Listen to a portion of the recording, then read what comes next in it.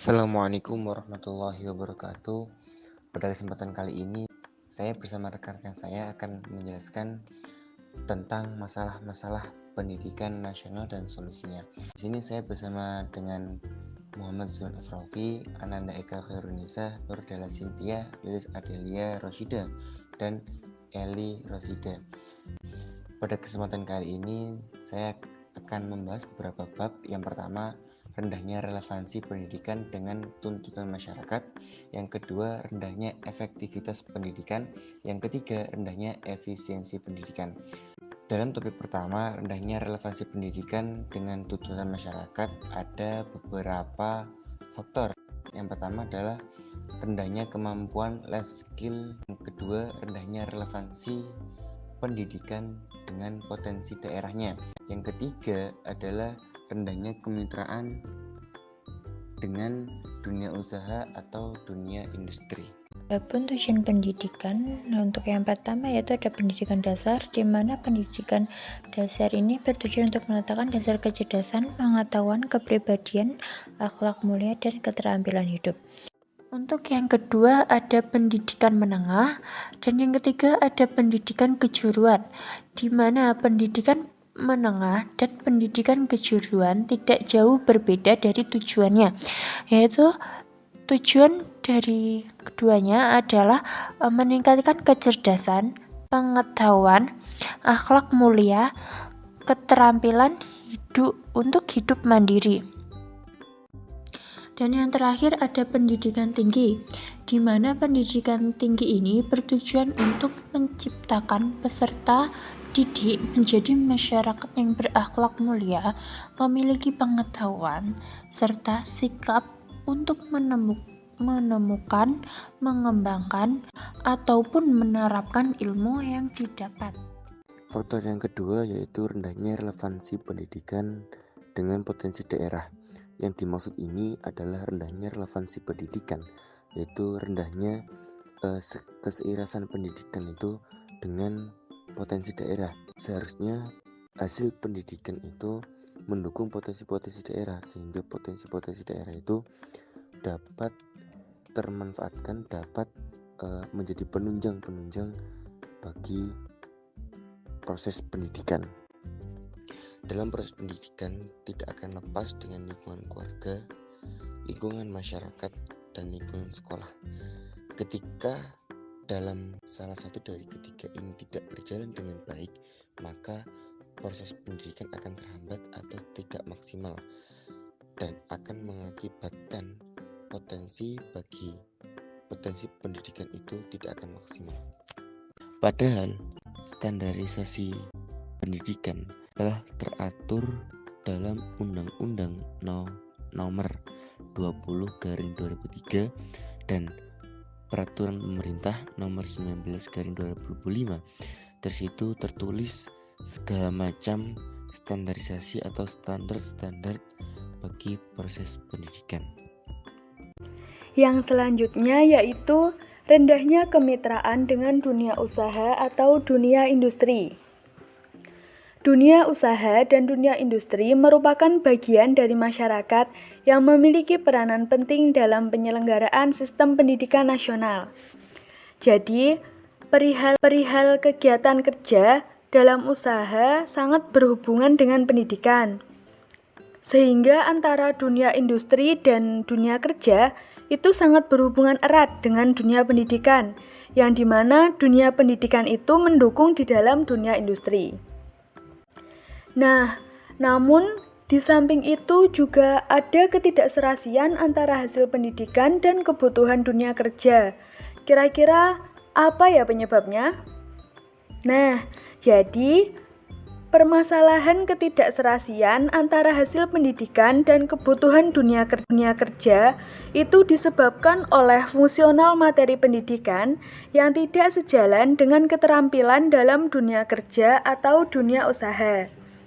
Dari sini, solusi berkaitan dengan peranan masyarakat dalam pendidikan, Undang-Undang Nomor 20 Tahun 2005, Sisdiknas Pasal 54 tentang peran serta masyarakat dalam pendidikan menyebutkan yang pertama, Peran serta masyarakat dalam pendidikan meliputi peran serta perseorangan, kelompok, keluarga, organisasi profesi, pengusaha, dan organisasi kemasyarakatan dalam penyelenggaraan dan pengendalian mutu pelayanan pendidikan.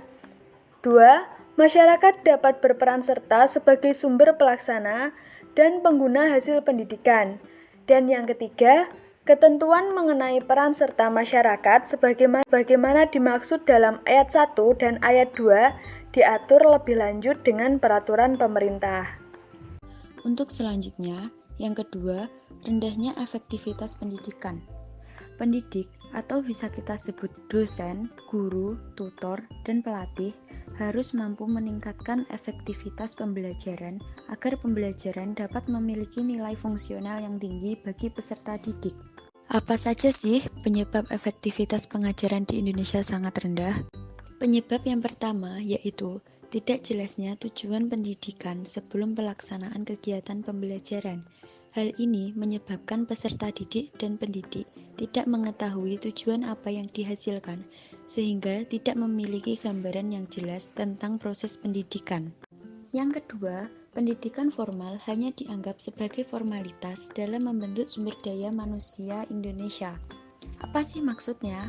Apabila ada peserta didik yang mempunyai kelebihan di bidang IPA dan diharuskan mengikuti bidang sosial, itu jelas akan menghasilkan efektivitas pengajaran yang rendah dibandingkan dengan peserta didik yang mengikuti bidang sesuai dengan minat dan bakatnya. Selanjutnya yang ketiga yaitu rendahnya efisiensi pendidikan. Di sini ada 3 pembahasan. Yang pertama akan membahas tentang 1. Pengertian efisiensi. Yang kedua, masalah efisiensi pendidikan di Indonesia. Yang ketiga, solusi. Yang A yaitu pengertian efisiensi pendidikan.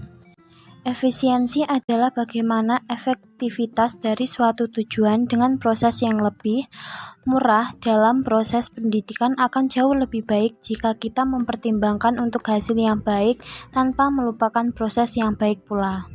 Yang B, masalah efisiensi pendidikan di Indonesia.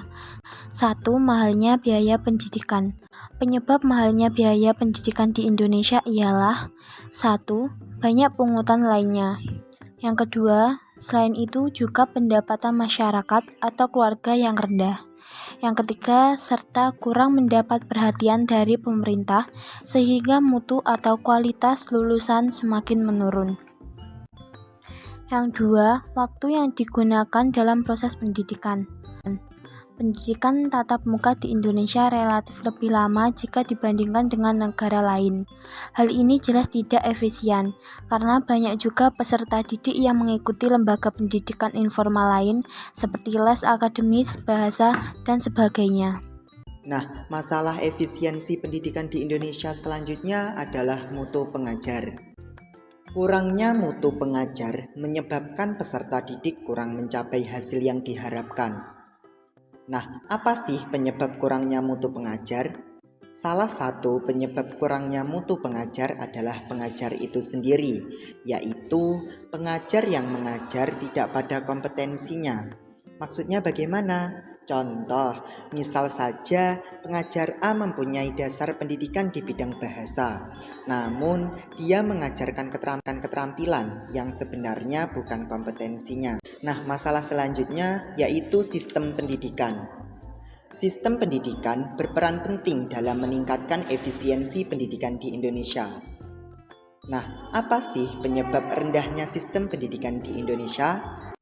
Salah satu penyebab rendahnya sistem pendidikan di Indonesia adalah sistem pendidikan kurikulum yang berubah-ubah sehingga membingungkan peserta didik. Nah, selanjutnya, bagaimana sih solusi untuk masalah-masalah dalam sistem pendidikan? Nah, solusinya adalah dengan cara penyelesaian masalah mendasar yang diwujudkan dengan melakukan perombakan secara bertahap.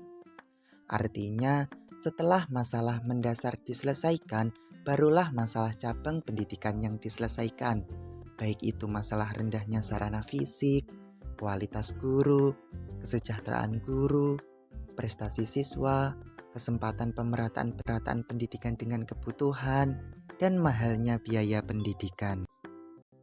Nah, selanjutnya adalah kesimpulan masalah-masalah dalam sistem pendidikan dan solusinya. Pendidikan tidak lain merupakan kesalahan dari peserta didik dan para pengajarnya. Terkadang, peserta didik juga kurang memahami apa yang harus mereka kuasai dan apa yang harus mereka pelajari.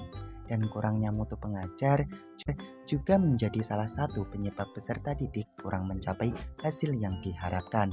Sehingga solusi dari kedua permasalahan ini adalah kita kembali pada standarisasi mengajar yang telah diatur dalam undang-undang maupun peraturan pemerintah. Baik, itulah tadi hasil pembahasan kami mengenai masalah-masalah dalam sistem pendidikan dan solusinya. Semoga apa yang telah kita bahas tadi bisa bermanfaat untuk kalian semua. Sekian, terima kasih. Wassalamualaikum warahmatullahi wabarakatuh.